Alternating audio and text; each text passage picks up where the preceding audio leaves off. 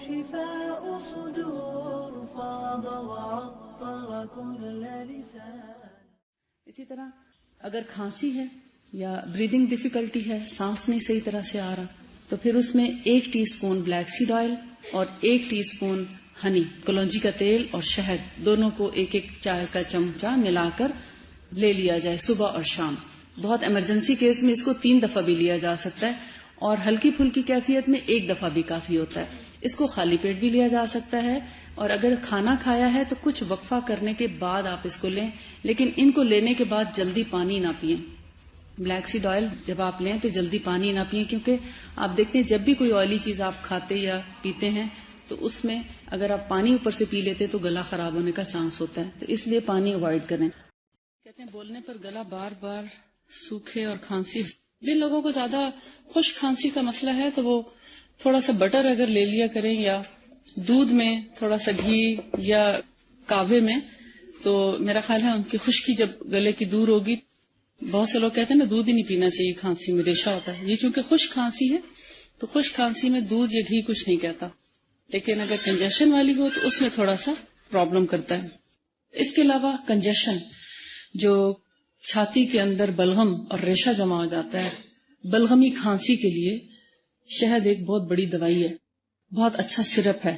سرپ کے طور پر بھی 1 گھونٹ ہی پئیں گے، اس سے زیادہ نہیں، اور اس کو 2 سے 3 دفعہ دن میں لیا جا سکتا ہے، بغیر پانی، بغیر کسی اور چیز کے. یعنی اس کو ڈائریکٹ کھایا جائے ریشے کے لیے، بلغمی کھانسی کے لیے.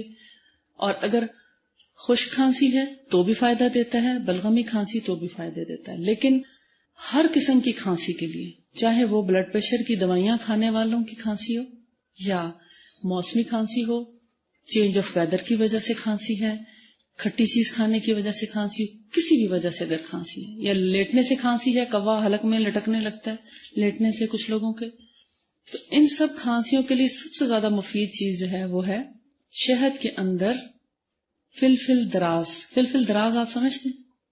فلفل، فیلام، فیلام آپ نے کئی دفعہ پنسار کی دکان پہ لکھا ہوا دیکھا ہوگا. ایک طرح کی کالی مرچ ہوتی ہے. یہ پشاور کے لوگ اکثر اس کو گرم مسالے میں بھی پیس لیتے ہیں.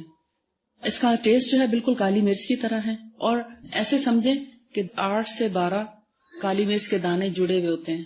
یوں سمجھیں اس کی شکل کچھ اس طرح سے ہوتی ہے، شہتوت کی طرح، سوکھا شہتوت آپ سمجھ لیں، لمبا اور سوکھا شہتوت، لیکن کالے رنگ کا.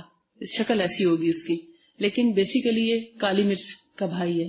یعنی اگر کالی مرچ کو بہنا آپ کہہ لیں تو اس کی ہی قسم ہے، بالکل ویسی اسمیل آتی ہے جب اس کو گرائنڈ کیا جاتا ہے.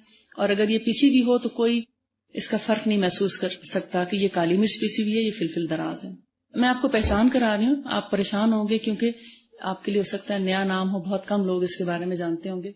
لہذا فلفل دراز کو اگر گرائنڈ کر لیا جائے، 1 ٹیبل سپون اگر فلفل دراز کا پاؤڈر ہے تو 3 ٹیبل سپون ہنی لے لیں.